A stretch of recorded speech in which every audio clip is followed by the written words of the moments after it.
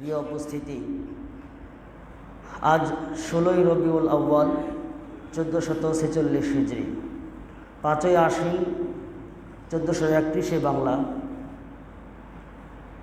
20 September 2024 ইংরেজি তারিখের আজকে আমাকে আপনাকে সকলকে মসজিদে এসে হাজিরা দেওয়ার তৌফিক দান করেছেন। সে মহান রব্বুল আলমিনের দরবারে শুকরিয়া আদায় করে সমসুরে একবার কালিমাতুশ শুকর পড়ে নেই আলহামদুলিল্লাহ। মুহতারাম উপস্থিতি, নবীজির আদর্শে সুন্দর সমাজ গঠনের তার বাতলানো ফর্মুলা আমরা আলোচনা করছিলাম। প্রিয় নবী সাল্লাল্লাহু আলাইহি ওয়াসাল্লাম যে সোনালী সমাজ গড়ে গেছেন, সেই সোনালী সমাজ থেকে কিছু ফর্মুলা আমরা আলোচনা করছিলাম। সে মোতাবেক আজকে আমরা নববী আদর্শে সুন্দর সমাজ গঠন করবার জন্যে এতিম, মিসকিন, বিধবাদের অধিকার নিয়ে আলোচনা করব। খুবই গুরুত্বপূর্ণ। কোরআনে মাজিদে আল্লাহ রাব্বুল আলামিন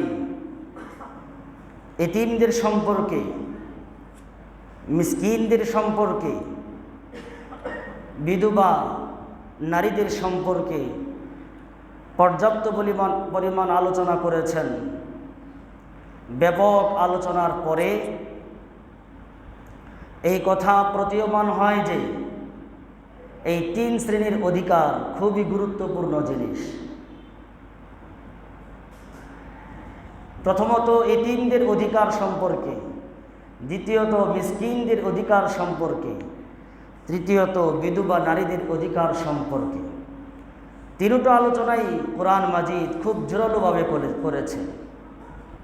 এজন্য তিনও আলোচনা, তিনও শ্রেণীর অধিকার শুনবার, বুঝবার, আদায় করবার, সমাজে প্রতিষ্ঠা করবার যোগ্যতা আমাদের সকল মুসলমানদেরকে আল্লাহ দান করুন, আমিন।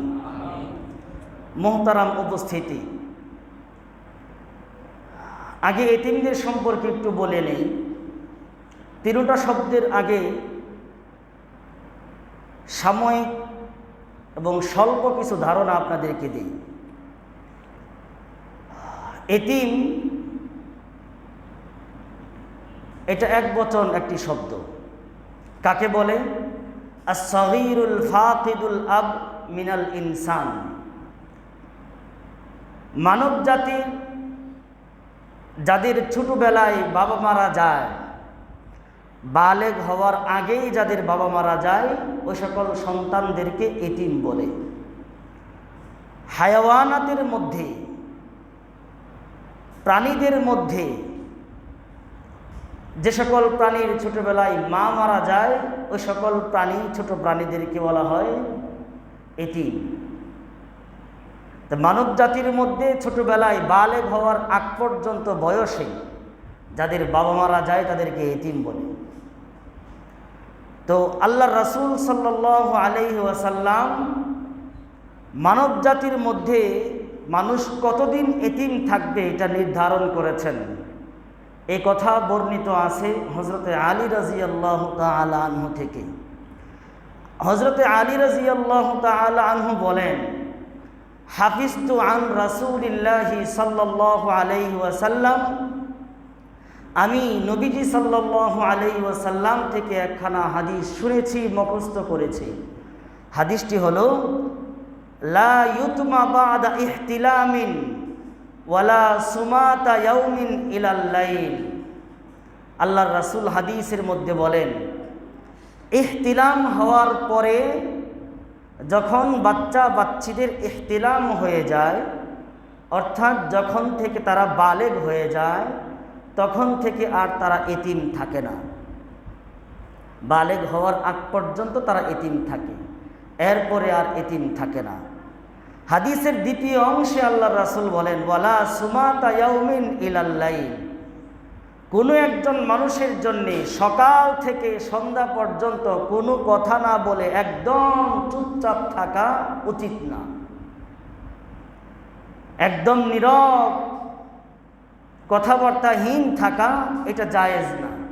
কারণ বাকশক্তি আল্লাহ রাব্বুল আলামিন দিয়েছেন, এর মাধ্যমে অন্তরের প্রশান্তি লাভ হয় এবং হার্ট ভালো থাকে।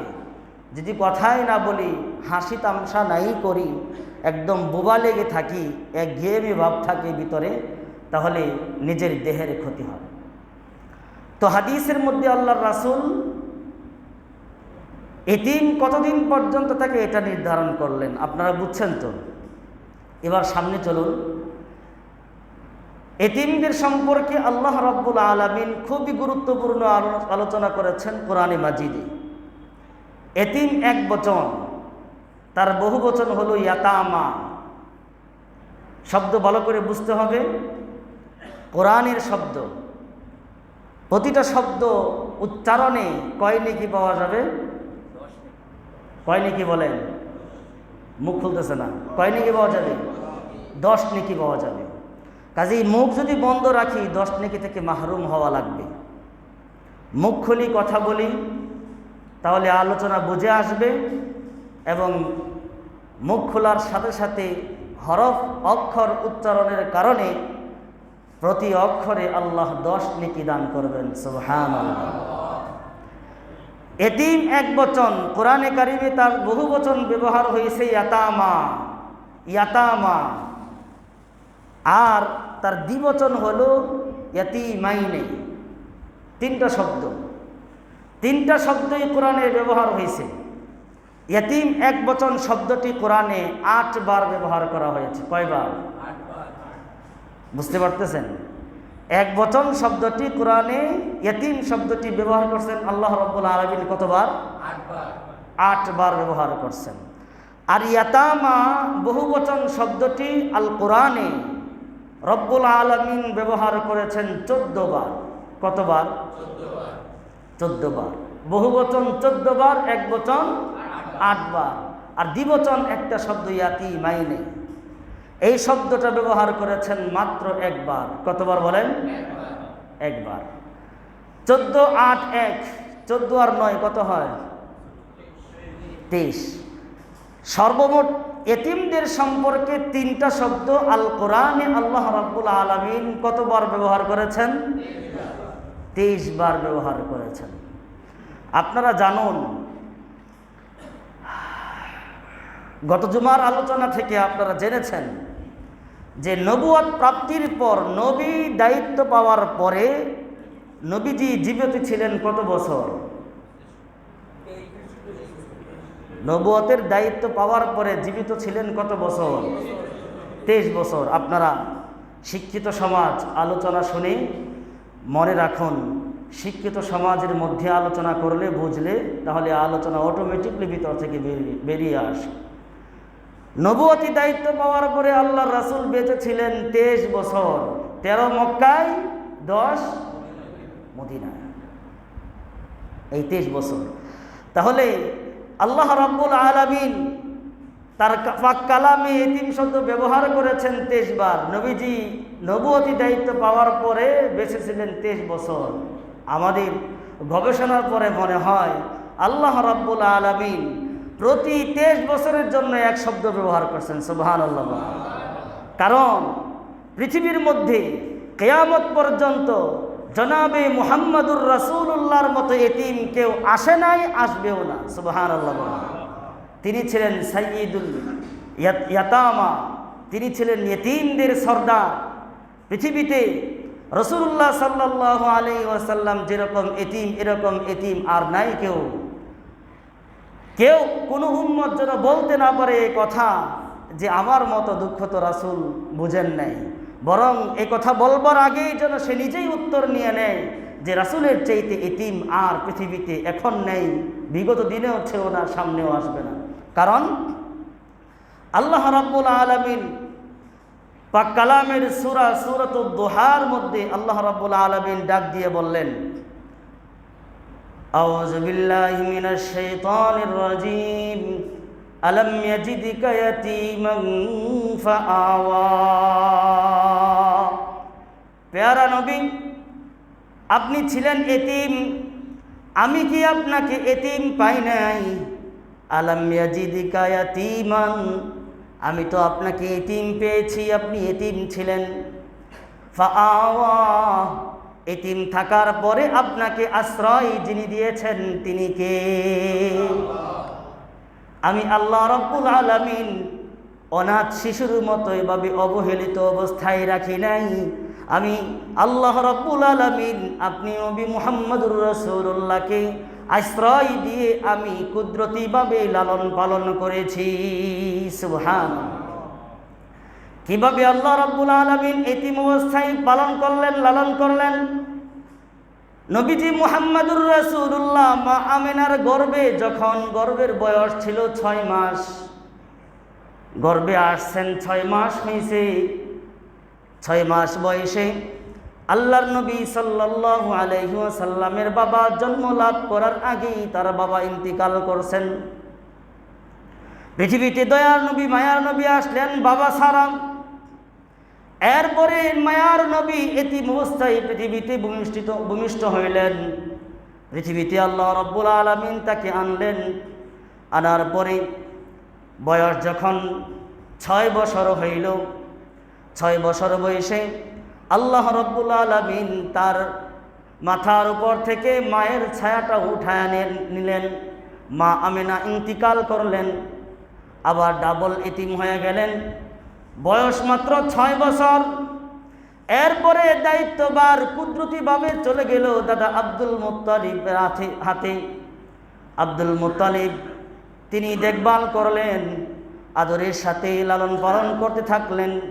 মাত্র 2 বছর।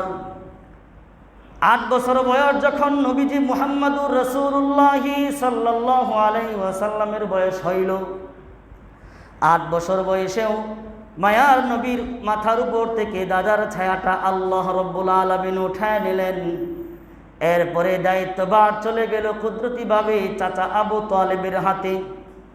চাচা আবু তালেব একদিন 2 দিন না, 8 বছর বয়স থেকে নবুয়ত প্রাপ্তির পর 10 বছর পর্যন্ত, তার মানে নবুয়ত পাওয়ার আগে 40 বছর আর নবুয়ত পাওয়ার পরে 10 বছর, নবুয়তের 10ম বছর পর্যন্ত চাচা আবু তালেব তার দেখভাল করেছে।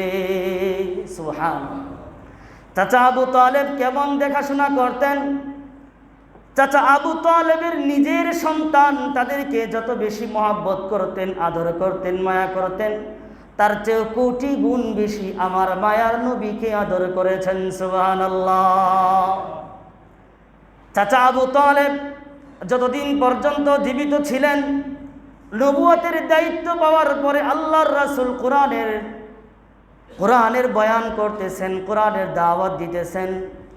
কাফেররা বারবার নবীজি মুহাম্মদুর রাসূলুল্লাহকে হত্যা করার জন্য এগিয়ে আসে, বারবার নবীজিকে অত্যাচার করবার জন্য এগিয়ে আসে। কিন্তু আবু তালেব তার নেতৃত্বের কারণে, তার প্রভাবের কারণে নবীজি মুহাম্মদুর রাসূলুল্লাহকে মক্কার কাফেররা একটা কথাও বলতে পারে না। সুবহানাল্লাহ। নবীজি মুহাম্মদুর রাসূলুল্লাহ সাল্লাল্লাহু আলাইহি ওয়াসাল্লামকে, তার চাচাকে একবার মক্কার বড় বড় কাফের লিডাররা এসে তার চাচাকে আবু তালেবকে জানাইতেছে, আপনার ভাতিজা মুহাম্মদ, আপনার কারণে আমরা কিছুই বলতে পারি না, কিন্তু আমাদের প্রতিমাদের পূজা আমরা করি, প্রতিমার পূজা করার জন্য মুহাম্মদ বাধা দেয়।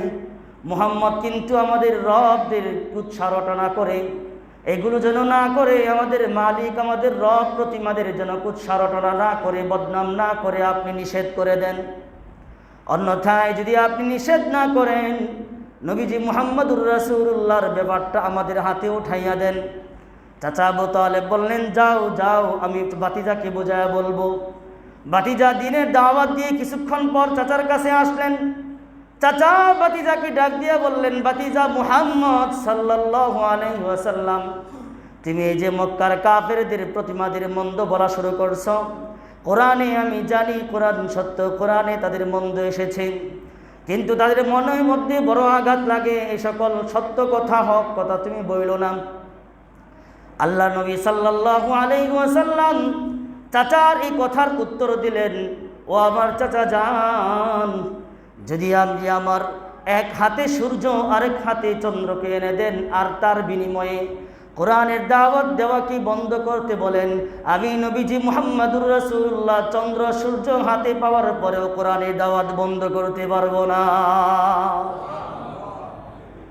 এই কথা দ্ব্যর্থহীন কণ্ঠে যখন ভাতিজা মুহাম্মদ জানায়া দিলেন, চাচাও এবার তার পক্ষে সমর্থন করে তার সমস্ত শক্তিকে একত্রিত করে এবার নবীজি মুহাম্মদুর রাসূলুল্লাহকে জানায়া দিলেন, ভাতিজা মুহাম্মদ, যদি তুমি তোমার দাওয়াতের উপর অটল থাকতে পারো, তাহলে আমার এ দেহে প্রাণ থাকতে, এক ফোঁটা রক্ত দেহের মধ্যে থাকতে তুমি দ্বীনের দাওয়াত যেভাবে দেওয়ার সেভাবেই দিবে। তোমার পক্ষে আমি আবু তালেব আছি, আমি জীবিত থাকতে তোমার বিরুদ্ধে কেউ কথা বলবে, তোমার বিরুদ্ধে আঘাত করবে, তোমাকে আঘাত করবে, এরকম শক্তি আরব ভূখণ্ডে আর কারোর থাকবে না।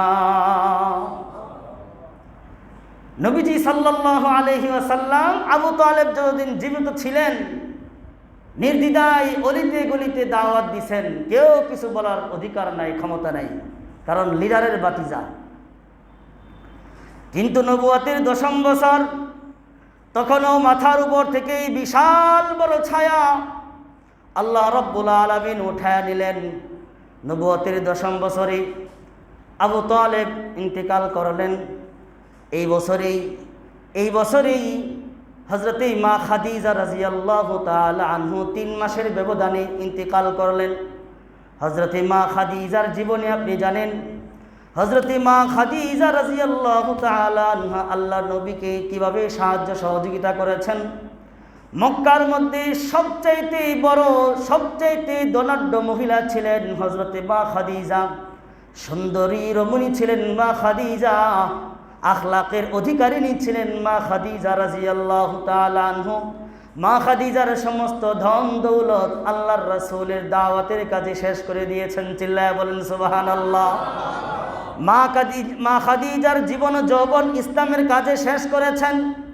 ধ্যান করতেন আল্লাহর রাসূল, এত উঁচা পাহাড়ে হাজী সাহেবরা দেখছেন মা খাদিজা রাদিয়াল্লাহু তাআলা আনহা আল্লাহর রাসূলের জন্য খাবার নিয়ে বারবার ওখানে যাইতেন।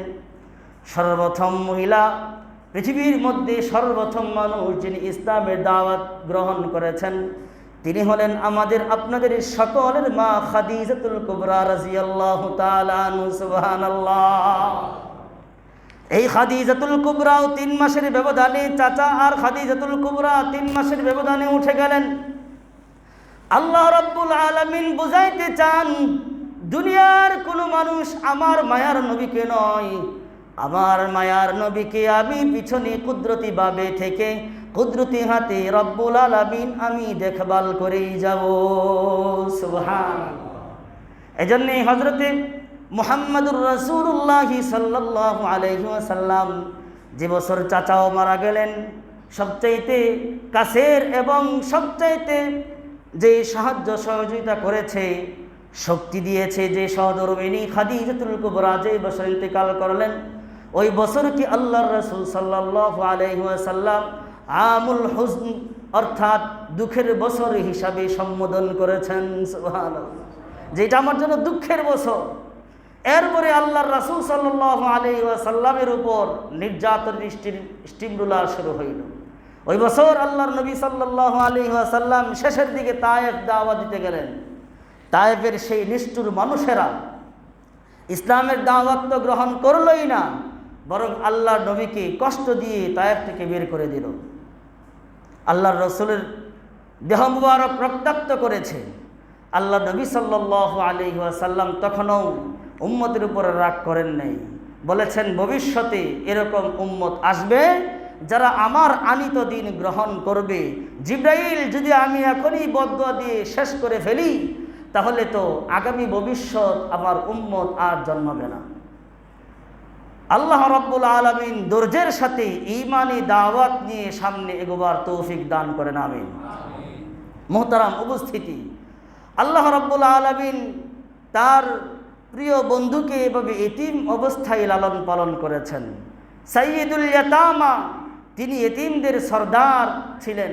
ওই এতিম নবীকে ডাক দিয়ে আল্লাহ রাব্বুল আলামিন জানালেন, ওয়া আম্মাল ইয়াতীমা ফালা তাকহার, নবী আপনাকে আমি এতিম অবস্থায় পেয়েছি, এতিম থেকে আমি লালন পালন করেছি, সাইয়্যিদুল ইয়াতামা বানিয়েছি, এতিমদের সর্দার বানিয়েছি।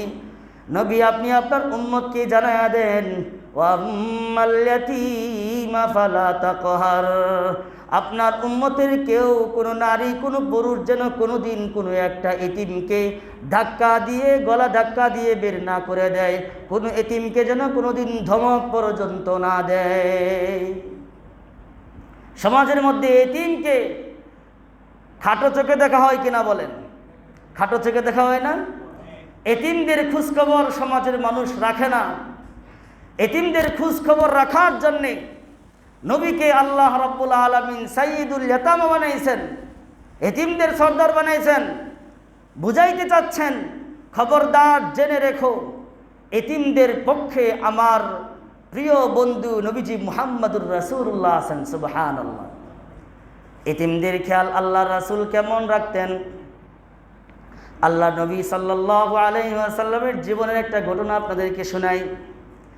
এক বাচ্চা ছোটবেলায় তার বাবা মারা গেছে।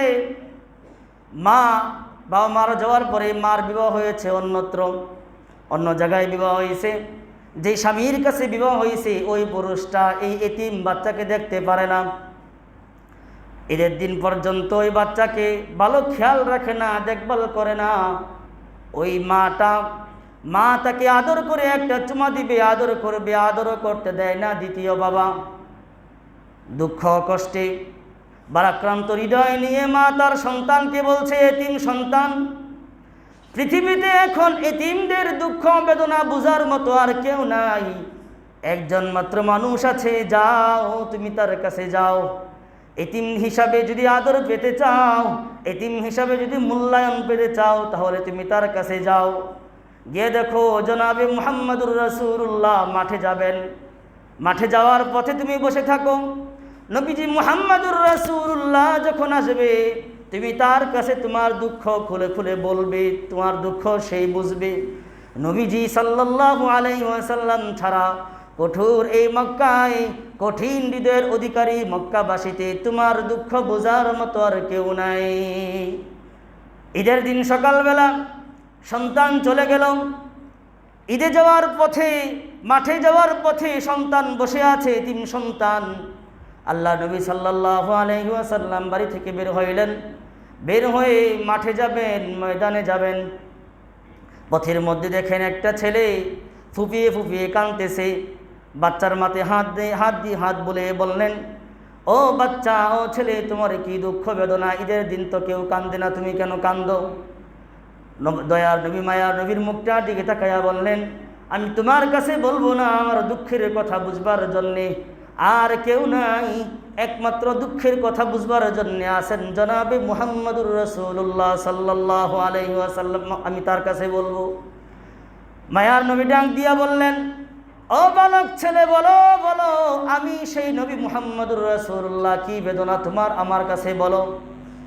নবীজি সাল্লাল্লাহু আলাইহি ওয়াসাল্লামকে বাচ্চাটা সব খুইলা বললেন, বাবা ইন্তিকাল করছেন, মায়ের বিবাহ হয়েছে, কিন্তু ওই দ্বিতীয় বাবা আমাকে সহ্য করতে পারে না, আমার মা আমাকে আদর করবে এটা পর্যন্ত দেয় না। কাজে আমি আপনার কাছে, আমার মা আপনার কাছে পাঠাইছেন, এতিম হিসাবে আপনি আমার দুঃখ বুঝবেন। মায়ার নবী দুই ফোঁটা চোখের পানি ফেলে দিয়ে বললেন, বাবা রে, আজকের দিন থেকে যদি নবীজি মুহাম্মদুর রাসূলুল্লাহ তোমার বাবা হয়ে যায়, আর আয়েশা সিদ্দিকা যদি তোমার মা হয়ে যায়, তোমার কোনো দুঃখ থাকবে না। ছেলেটা ডাক দিয়া বললে, না না না, ও নবী মুহাম্মদুর রাসূলুল্লাহ, আপনি যদি শ্রেষ্ঠ নবী, মায়ার নবী যদি আমার বাবা হয়ে যান, আর শ্রেষ্ঠ মা হিসাবে যদি আমার আয়েশা সিদ্দিকা আমার মা হয়ে যায়, তাহলে পৃথিবীতে আমার আর কোনো বেদনা থাকবে না। সুবহানাল্লাহ। বাচ্চাকে নিয়ে গেলেন। আয়েশা, তুমি তার দেখভাল করো, তার দেখাশোনা করো। একজন এতিমকে সেবা করার সুযোগ আল্লাহ তোমার সুযোগ খুলে দিয়েছেন। সুবহানাল্লাহ। একজন এতিমকে সহযোগিতা করবার, দেখভাল করার সুযোগ আল্লাহ রাব্বুল আলামিন করে দিয়েছেন, তার দেখাশোনা করো। আল্লাহ নবী সাল্লাল্লাহু আলাইহি ওয়াসাল্লামকে ডাক দিয়ে সূরাতুদ দুহায় আল্লাহ রাব্বুল আলামিন বললেন, ওয়া আম্মাল ইয়াতীমা ফালা তাকহার, এতিমকে কখনো ধমক দিও না, এতিমকে কখনো ধাক্কা দিও না, এতিমকে কখনো বাড়ি থেকে তাড়িয়ে দিও না। সূরাতুল মাউন আপনারা বলেছেন আরাআইতাল্লাযী ইউকাযযিবু বিদ্দীন, ওই সূরাতুল মাউনে আল্লাহ রাব্বুল আলামিন এতিমদের সম্পর্কে বলেছেন যে এতিমকে ধাক্কা দেওয়া, এতিমকে ধমক দেওয়া, এতিমকে খাটো নজরে দেখা এটা কোনো মুসলমানের কাজ হতে পারে না। ফাযালিকাল্লাযী ইয়াদুউল ইয়াতীম আরাআইতাল্লাযী ইউকাযযিবু বিদ্দীন ফাযালিকাল্লাযী ইয়াদুউল ইয়াতীম, আপনি কি দেখেছেন ওই ব্যক্তিকে, যেই ব্যক্তি নাকি কর্মদিবসকে, কর্মফল দিবসকে অস্বীকার করে? সে কে জানেন? সে তো ওই লোক যেই লোক এতিমকে ধাক্কা দিয়ে বের করে দেয়। নাউযুবিল্লাহি মিন যালিক। তাহলে কোনো এতিমকে কষ্ট দেওয়া, কোনো এতিমের দেখভাল না করা, কোনো এতিমের উপর মারপিট করা, এটা কার কাজ বলেন? কার কাজ বলেন? কাফেরদের কাজ। কোনো মুসলমান কোনোদিন কোনো এতিমকে মারপিট করতে পারে না। কোনো মুসলমান কোনোদিন কোনো এতিমকে ঘাট ধাক্কা দিয়ে বের করে দিতে পারে না। কোনো মুসলমান কোনোদিন এতিমকে সাহায্য না দিয়ে টিকে থাকতে পারে না। আল্লাহ রাব্বুল আলামিন এতিমদেরকে বুঝবার তৌফিক আমাদেরকে দান করুন, আমিন। এতিমদের সম্পর্কে পাক কোরআনে আল্লাহ রাব্বুল আলামিন এতবার, এই 23 বার আয়াত, 23 বার উল্লেখ করেছেন তাদের নাম। এর মাধ্যমে বুঝাইতে চাইলেন এতিমদের গুরুত্ব অনেক বেশি। সূরাতুল বালাদেও আল্লাহ রাব্বুল আলামিন জানিয়েছেন ফালাকতাহামাল আকাবাহ ওয়া মা আদরাকা মাল আকাবাহ ফাক্কু রাকাবাহ আও ইতআমুন ফি ইয়াউমিন যী মাসগাবাহ ইয়াতীমান যা মাকরাবা। যে নামাজ, রোজা, হজ, যাকাত এগুলোই শুধু ইবাদত নয়। মানুষ এখনো তোমরা ঘাটিতে উঠতে পারো না। ঘাটি কাকে বলে? আকাবা কাকে বলে?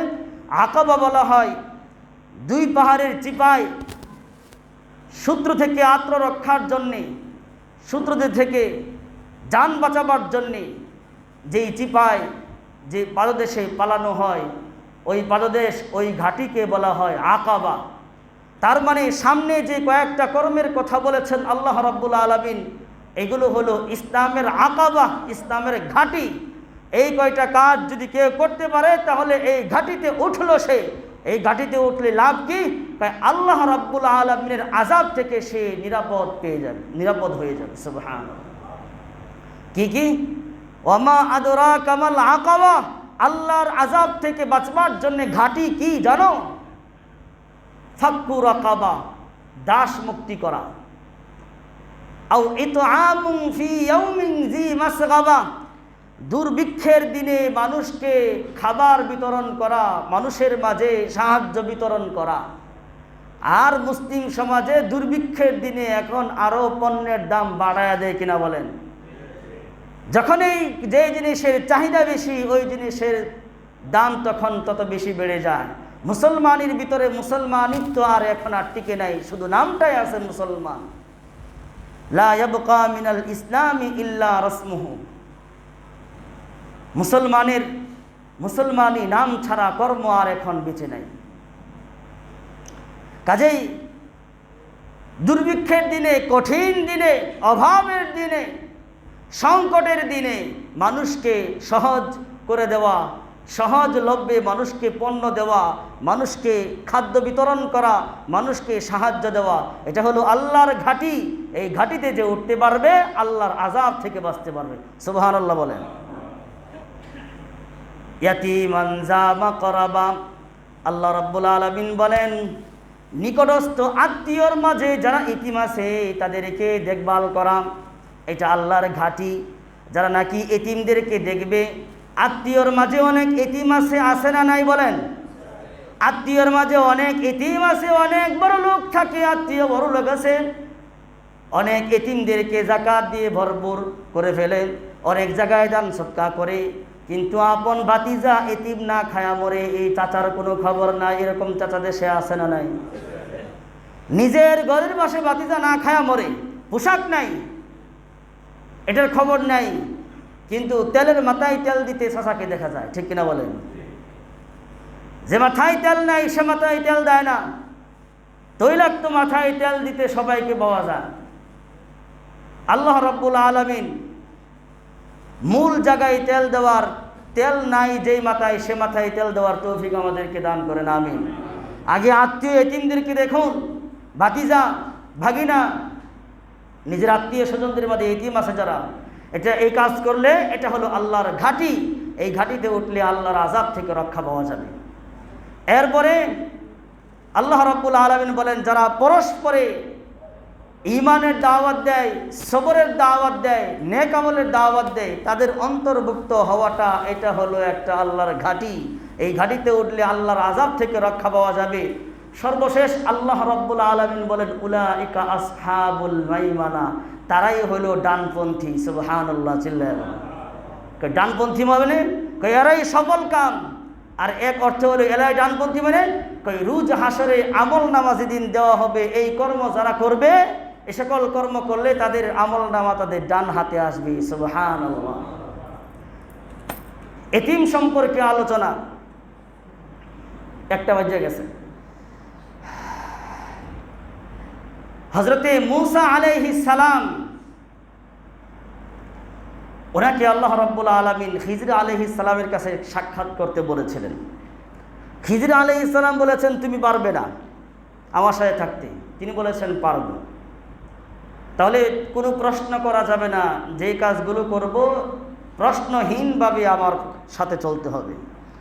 নবী মূসা আলাইহিস সালাম কি প্রশ্ন ছাড়ালো? এমন লোক উনি, তিনি কাম গড়াইবেন আর প্রশ্ন করবেন না, ওনার কাছে সামনে বেআইনি হবে আর কথা হবে না, এরকম মেজাজের মূসা আলাইহিস সালাম নন। প্রথমে গেছেন, যেই নৌকায় গেলেন সেই নৌকা ফোটা হয়ে গেছে, ফোটা করে দিলেন। নবী মূসা আলাইহিস সালাম বলেন, কাজটা ঠিক করলেন না। খিজর আলাইহিস সালাম বললেন, আমি আগেই বলছি চলতে পারবেন না, ঠিক আছে মাফ করে দেন, সামনে চলুন। উঠলেন, পারে গিয়ে দেখে ছেলেপেলে খেলতেছে, এখান থেকে এক ছেলেকে অযথায় ধরলেন আর ঘাড় মটকে ছেলেকে হত্যা করে ফেললেন। মূসা আলাইহিস সালাম কি বললেন? কাজটা ভালো করেন নাই। খিজর আলাইহিস সালাম বলেন, আমি আগেই বলেছিলাম পারবেন না আপনি, ঠিক আছে আরেকবার যদি বলি তাহলে আমি আর আপনার সাথে থাকার জন্য বলবো না, আমাকে বিদায় করে দিবেন, ঠিক আছে চলেন এবার আমার আসল জায়গা। সামনে গেলেন, মেহমানদারি চাইলেন, এলাকার একটা মানুষও মেহমানদারি করাইল না। গিয়ে দেখলেন এক দেয়াল কাত হয়ে রয়েছে, ধসে পড়ে যাবে বা। হযরত খিজর আলাইহিস সালাম একাই দেয়ালটাকে ধরে সোজা করে দিলেন। সুবহানাল্লাহ। হযরত মূসা আলাইহিস সালাম কি বললেন? বলেন, কাজটা ঠিক করেন নাই। কেন ঠিক করি নাই? আপনি পারতেন, আমাদেরকে আর মেহমানদারি করাই নাই। মেহমানদারি চায়া এর বিনিময়ে মেহমানদারি চাইতে পারতেন, চান নেই, এমনিতেই ফাও করে দিয়েছেন, ঠিক করেন নাই। আল্লাহর নবী হযরতে খিজর আলাইহিস সালাম বললেন, হাযা ফিরাকু বাইনি ওয়া বাইনিক। মূসা আলাইহিস সালাম, এটাই শেষ সুযোগ, আপনার লাস্ট চান্স, আপনি এখন চলে যান। তবে যেই তিনটা কাজ করেছি সেই তিনটা কাজই আল্লাহ রাব্বুল আলামিন আহকামুল হাকিমিনের অর্ডারেই করেছি। সুবহানাল্লাহ বলুন। এক একটার করে উত্তর দিলেন, সবগুলোর উত্তর তো এমনি এক বাজে। একটার উত্তর, লাস্টেরটার উত্তর আমি আপনাদের সামনে দেই। উত্তরটা ছিল এই, ও আম্মাল জিদারু ফাকানা লিগুলামাইনি ইয়াতীমাইনি ফিল মাদিনাতি ওয়া কানা তাহতাহু কানজুল লাহুমা ওয়া কানা আবুহুমা সালিহাইন فأراد ربك أن يبلغا أشدهما ويستخرجا كنزهما رحمة من ربك سبحان الله। আল্লাহ রাব্বুল আলামিনের কিতাবে সূরাতুল কাহফে 82 নম্বর আয়াতে হযরত খিজর আলাইহিস সালামের জবাবটা আল্লাহ রাব্বুল আলামিন অবিকল নকল করে দিলেন। আল্লাহ রাব্বুল আলামিন বলেন হযরত খিজর আলাইহিস সালামের কথাটা, ও আম্মাল জিদার, ও মূসা আলাইহিস সালাম, যে দেয়ালটা আমি বিনা পারিশ্রমিকে সোজা করে দিয়েছিলাম, আল্লাহ রাব্বুল আলামিন জানতেন ওই দেয়ালের নিচে দুইটা এতিমের সম্পদ আছে। দুই এতিম সম্পদের গুপ্তধন দেয়ালের নিচে রাখা আছে। যদি দেয়ালটা পড়ে যায়, এতিমদের সম্পদটা ধ্বংস হয়ে যাবে, লুণ্ঠন করে নিয়ে যাবে। পৃথিবীতে আল্লাহ রাব্বুল আলামিন এতিমের সম্পদ নষ্ট করতে চান না। এতিমদের সম্পদ রক্ষা করেছেন আল্লাহ রাব্বুল আলামিন জলিল ও কদর দুইজন নবীর মাধ্যমে। চিল্লায়া বলেন সুবহানাল্লাহ। কই এতিমরা কেমন ছিলেন? কই এতিম তো সাধারণ কোনো এতিম নয়। এতিমদের যেই বাবা ছিল ওই বাবা অনেক বড় নেককার ছিলেন। নেককার মানুষ যদি হয় তাহলে তার অবর্তমানে তার সম্পদ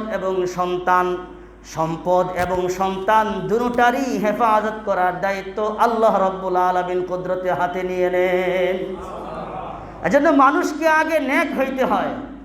এই যে হাজার হাজার কোটি টাকা বানাইছে, বানায় কি দেশে থাকতে পারছে?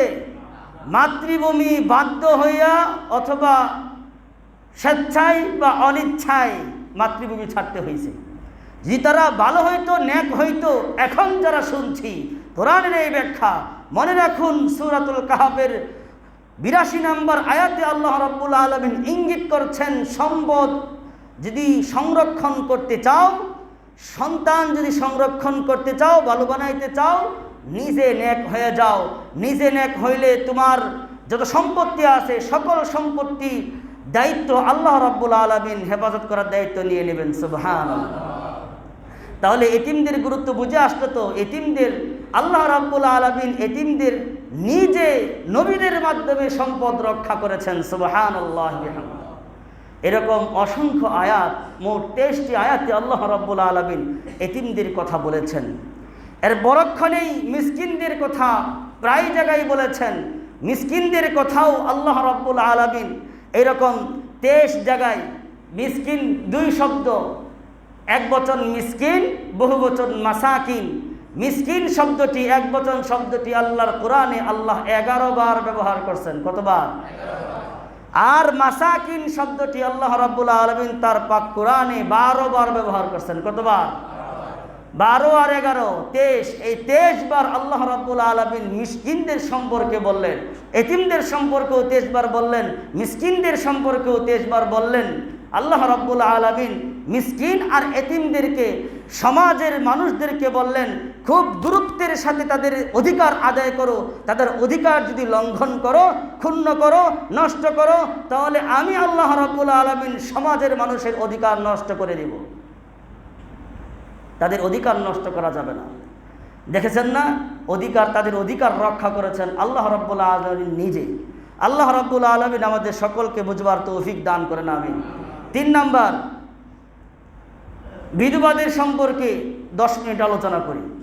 বিধবা সম্পর্কে আল্লাহ রাব্বুল আলামিন বলেছেন পাক কোরআনে, হাদিসে আল্লাহ রাসূল সাল্লাল্লাহু আলাইহি ওয়াসাল্লাম বিধবা এবং মিসকিনদেরকে একসাথে আলোচনা করেছেন। পাক কোরআনে সূরাতুল বাকারার 234 নম্বর আয়াতে আল্লাহ রাব্বুল আলামিন এতিমদের সম্পর্কে বলেছেন। আল্লাহ রাব্বুল আলামিন বলেন, ওয়াল্লাযীনা ইউতাওয়াফাউনা মিনকুম ওয়া ইয়াযারুনা আজওয়াজা।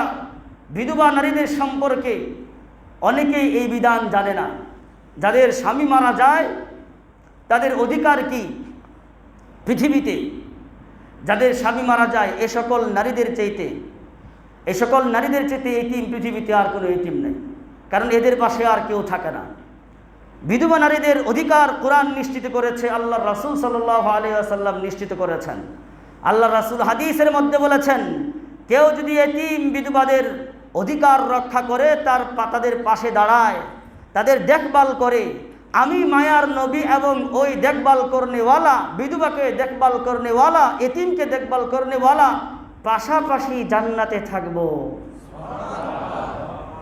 হাদিসের মধ্যে আবু দাউদ শরীফে হাদিস এসেছে। কাজেই বিধবাদের গুরুত্ব অনেক বেশি। বিধবা সম্পর্কে আল্লাহ রাব্বুল আলামিন বলেন, যাদের স্বামী মারা গেছে, ইয়াতারাব্বাসনা বিআনফুসিহিন্না 4 আশহুরিন ওয়া 10। এই সকল মহিলারা ইদ্যত পালন করবে, প্রতীক্ষায় থাকবে 4 মাস 10 দিন। কয় মাস 10 দিন বলেন? তাহলে যাদের স্বামী মারা যায়, স্বামী মারা গেলে ওই নারী ইদ্যত পালন করবে কয়দিন? 4 মাস 10 দিন। ফাইজা বালাগনা জালাহুন্না ফালা জুনাহা আলাইকুম ফিমা ফাআলনা ফি আনফুসিহিন্না বিল মা'রুফ ওয়াল্লাহু বিমা তা'মালুনা খাবীর। আল্লাহ রাব্বুল আলামিন বলেন, এই 4 মাস 10 দিন ইদ্যত শেষ হওয়ার পরে এখন সেই বিধবা নারীর ইখতিয়ার অধিকার আছে, যেই অধিকারটা বর্তমান সমাজ ভিন্ন চোখে দেখতে চায়। বর্তমান সমাজ এই বিধবা নারীর এই অধিকারটা ভিন্ন চোখে দেখতে চায়। কোরআন স্পষ্ট ভাষায় বলে দিয়েছে, এই 4 মাস 10 দিন কাটাবার পরে, সুখ পালন করবার পরে, ইদ্যত পালন করবার পরে যদি ন্যায়সম্মতভাবে নারী দ্বিতীয় বিবাহ করতে চায়, তাহলে তার দ্বিতীয় বিবাহ করাইতে সমাজের কোনো মানুষ এই অধিকার লঙ্ঘন করতে পারবে না। সকলকে সহযোগিতা করে অধিকার তার সুনিশ্চিত করতে হবে। বিধবা নারীর অধিকার 4 মাস 10 দিন যাওয়ার পরে সে যদি চায়, ন্যায়সম্মতভাবে সে অন্যত্র বিবাহ বসতে পারে। এটা কি দোষের নাকি এটা কোরআনের আইন? বর্তমান সমাজ এটা কি আইব হিসাবে দেখে না, দোষের দেখে না? কি বলেন? আহারে নারী সন্তান থিয়া বিয়ে বয়ে পড়ছে রে, বলে না? এটা তার অধিকার, যদি চায় তাহলে ওই নারীকে এই অধিকার সুনিশ্চিত করে তার দিতে হবে। এটা তার অধিকার, বিবাহ সে বসতে পারে। কিন্তু তার বিপরীতে আমার দেশে এই সমস্ত সামাজিক কথার চাপে এবং অনেক মহিলারা নিজের থেকেই সন্তানদের ভবিষ্যতের দিকে তাকিয়ে তারা দ্বিতীয় বিয়েকে বিসর্জন দেয়। তাদের বাকি জীবনটা একলা কাটানোতে তারা পছন্দ করে না। এরকম মহিলা আছে না? এরকম মহিলাদেরকেও ধন্যবাদ জানিয়ে, সুসংবাদ জানিয়ে আল্লাহর নবী সাল্লাল্লাহু আলাইহি ওয়াসাল্লাম হাদিসের মধ্যে ইরশাদ করেছেন, যেই নারী তার সন্তানের জন্য স্যাক্রিফাইস করে, তার জীবনকে বিসর্জন দিয়ে, দ্বিতীয় বিবাহকে বিসর্জন দিয়ে সন্তান নিয়ে পড়ে থাকলো, সন্তানদেরকে মানুষ করলো, ওই নারীকে আল্লাহ রাব্বুল আলামিন জান্নাত দান করবেন। সুবহানাল্লাহ।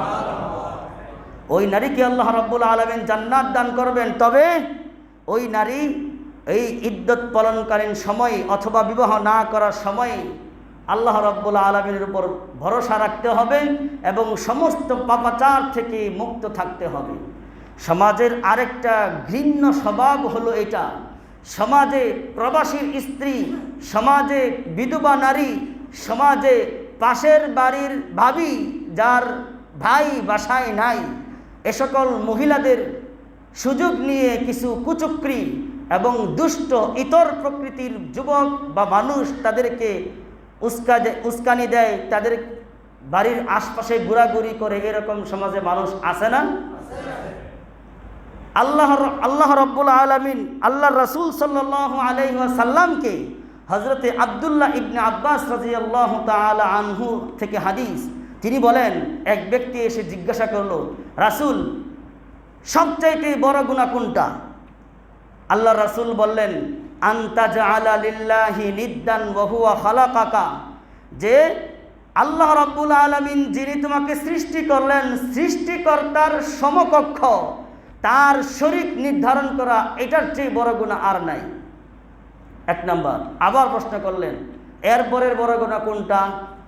আল্লাহ নবী উত্তর দিলেন, আনতাকতুলা ওয়ালাদাকা খাশিয়াতা আন ইয়াতআমা মাআকা। দ্বিতীয় বড় গুনাহ হইল যে তুমি কি খাওয়াবে বা অভাবের তাড়নায় সন্তানকে হত্যা করে ফেলা। বর্তমান সমাজে তো এরকম নিষ্ঠুর কেউ নাই, অনেক আছে। ডাস্টবিনে অনেক সন্তান পাওয়া যায় কিনা বলেন? অনেক সন্তান পাওয়া যায়, শিশু সন্তান পাওয়া যায়। অনেকটি অবৈধ থাকে আর অনেকটির মা পাশানির কারণে অনেক সন্তান ডাস্টবিনে লাশ পড়ে থাকে। আল্লাহ রাব্বুল আলামিন, আল্লাহ রাসূল হাদিসে বললেন, আনতাকতুলা ওয়ালাদাকা খাশিয়াতা আন ইয়াতআমা মাআকা, তোমার সাথে খাবে, তুমি কি খাবে? চাকরি নাই, এই অনেক সন্তান হয়ে গেলে তুমি অভাবে পড়বে, এই ভয়ে সন্তান আটকা দেওয়া, জন্ম নিয়ন্ত্রণ করা এর নামান্তর। এটাকে জন্ম নিয়ন্ত্রণ যদি কেউ এই ভয়ে করে আমি পারবো না খাওয়াতে, তাহলে আল্লাহর পরে শিরিক করার পরে সবচেয়ে বড় গুনাহ সে করেছে। নাউজুবিল্লাহ, চিল্লায় বলেন। জন্ম নিয়ন্ত্রণ এখন করে কিনা বলেন? জন্ম নিয়ন্ত্রণ করে। জন্ম নিয়ন্ত্রণ যদি এই মানুষে করে যে আমি খাওয়াতে পারবো না, একটা হলে ভালো হয়, 2টার বেশি নয়, এই মানুষে যদি করে, তাহলে যে করলো যে ট্যাবলেট দিল, যে ট্যাবলেট বিক্রি করলো, যে সহযোগিতা করলো, সবাই সমান গুনাহের ভাগীদার হবে। তারা সবাই দ্বিতীয় বড় গুনাহ, শিরিকের পরে বড় গুনাহ করলো। চিল্লায়া নাউজুবিল্লাহ পড়েন। তাহলে আজকে থেকে কেউ জন্ম নিয়ন্ত্রণ করবেন? আপনার বিয়ার সময় তো ইমাম সাহেব খুতবা দিছে এই বলে, তাজাওয়াজুল ওয়াজুদাল ওয়ালুদ ফাইন্নী মুকাসিরুম বিকুমুল উমাম। আল্লাহর রাসূলের এই হাদিস তো বিয়ার সময় পড়ছে ইমাম সাহেব। কোন হাদিস? কয় বেশি বেশি সন্তান যেই বংশের নারী জন্ম দিতে পারে ওই বংশের নারী দেখা দেখা বিয়া করো। কারণ আল্লাহর রাসূল হাদিসের মধ্যে বলেন, কিয়ামতের দিন আমি অনেক উম্মত নিয়ে গর্ব করতে চাই। সুবহানাল্লাহ। জন্ম নিয়ন্ত্রণকারীরা আল্লাহর নবীর দুশমন। এরা এটা চায় না যে হাসরের দিন আল্লাহর নবী অনেক উম্মত নিয়ে হাসরের দিন উঠবেন, এটা চায় না। এরা সরাসরি আল্লাহর নবীর দুশমন। চিল্লায় নাউজুবিল্লাহ বলেন। তোমার বিয়ার সময় খুতবা পড়ে বিয়া করলা, বিয়ার করে জন্ম নিয়ন্ত্রণ শুরু করছে ট্যাবলেট খাওয়া। নাউজুবিল্লাহ বলেন। এরকম নিমুখ হারাম আসেনি, এর চেয়ে বড় নিমুখ হারাম আর আসেনি যে এই হাদিস পড়ে বিয়া কইরা বিয়ার পরে এই ট্যাবলেট খাওয়া শুরু করে। আল্লাহ রাব্বুল আলামিন আমাদেরকে দ্বিতীয় বড় গুনাহ থেকে বেঁচে থাকবার তৌফিক দান করেন, আমিন। তৃতীয়বার হাদিসে আল্লাহর রাসূলের এই সাহাবী প্রশ্ন করলেন, এরপরে সবচেয়ে বড়, তৃতীয় স্টেপে সবচেয়ে বড় গুনাহ কোনটা? আল্লাহ নবী বললেন, আনতুজানিয়া হালিলাতা জারিকা, তোমার পাশের বাবি অথবা তোমার পড়োশীর বিধবা নারী অথবা তোমার পড়োশীর প্রবাসী নারী, প্রবাসী যার স্বামী থাকে ওই তার নারী, তার বিবি, এদের সাথে জিনা করা, এদেরকে উত্ত্যক্ত করা তৃতীয় নম্বরের বড় গুনাহ। এই সমস্ত সমাজের অসৎ উদ্দেশ্যে লম্পট যারা ঘোরাঘুরি করে, দুষ্ট প্রকৃতির লম্পট যারা, তারা যেন শুনে রাখে, শিরিকের পরে বড় গুনাহ হইল সন্তান হত্যা করা, জন্ম নিয়ন্ত্রণ করা। এরপরে 3 নম্বর গুনাহ হইল সমাজের পড়োশীর স্ত্রীর সাথে জিনা করা, পড়োশীর স্ত্রীর সাথে প্রেম করা, পড়োশীর বোনের সাথে প্রেম করা, পড়োশীর মেয়ের সাথে প্রেম করা। তৃতীয় নম্বরের বড় গুনাহ, লম্পটরা যেন কান খুলে শুনে রাখে যে এরকমের কাজ যেন অন্তত তার সমাজে সে না করে, যে সমাজের কোনো মা, সমাজের কোনো বোন, সমাজের কোনো মেয়ের সাথে কোনো প্রেম, কোনো পরকীয়া, তাদের সাথে কোনো রকমের জিনায় যেন লিপ্ত না হয়। আল্লাহ তৌফিক দান করেন, আমিন।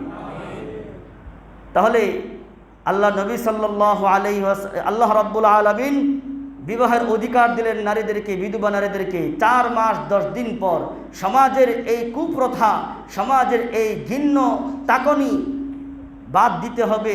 যে নারী যদি বিয়ে বসতে চায় তাহলে তাকে বাধা দেয়। তবে কেউ যদি বিয়ে না করে সন্তান লালন পালনে থাকে তাহলে গোপনে গোপনে প্রেম চলবে না।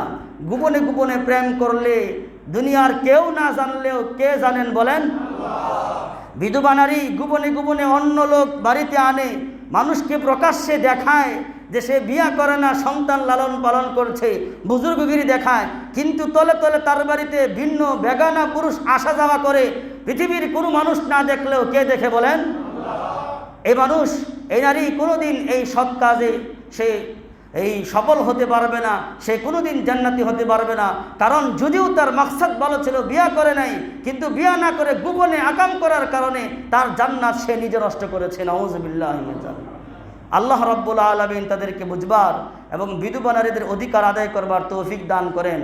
আল্লাহ রাসূল সাল্লাল্লাহু আলাইহি ওয়াসাল্লাম হাদিসে বলেন, আস-সাঈ আলাল আরমালাতি ওয়াল মিসকিন, সমাজের বিধবা নারীর অধিকার নিশ্চিত করবার জন্যে, মিসকিনদের অধিকার নিশ্চিত করবার জন্যে আল্লাহর নবী হাদিসের মধ্যে বলেছেন, যেই ব্যক্তি নাকি বিধবা নারী এবং মিসকিনের অধিকার নিশ্চিত করবে ওই ব্যক্তি যেন আল্লাহর রাস্তায় জিহাদ করার সমপরিমাণ সওয়াব পেয়ে গেল। সুবহানাল্লাহ। তাহলে বিধবা নারীদের পাশে থাকবেন তো ইনশাআল্লাহ? মিসকিনদের পাশে থাকবেন তো ইনশাআল্লাহ? আল্লাহ রাসূল হাদিসের মধ্যে বলেন, মুজাহিদের মতো তাই নয়, বরং সারা রাত দাঁড়িয়ে দাঁড়িয়ে ইবাদত করলে যে সব পাওয়া যায়, বিধবা নারীদের দেখভাল করবে, এতিমের দেখভাল করলে, মিসকিনদের দেখভাল করলে সেই সব পাওয়া যায়। সুবহানাল্লাহ। সারাদিন রোজা রাখলে যেই সব পাওয়া যায়, মায়ার নবী হাদিসের মধ্যে বলেন, বিধবা নারীর পাশে থাকলে, এতিমের পাশে থাকলে, গরিবের পাশে থাকলে ওই সারাদিন রোজা রাখার সমপরিমাণ সব পাওয়া যায়। সুবহানাল্লাহ। আল্লাহ রাব্বুল আলামিন এতিম মিসকিন বিধবা সমাজের সুন্দর সমাজ গঠন করবার জন্যে, এই 3 শ্রেণীর অধিকার সমাজে নিশ্চিত করবার জন্যে সমাজের সকল মানুষকে তৌফিক দান করেন। ওয়া মা আলাইনা ইল্লাল বালাগ।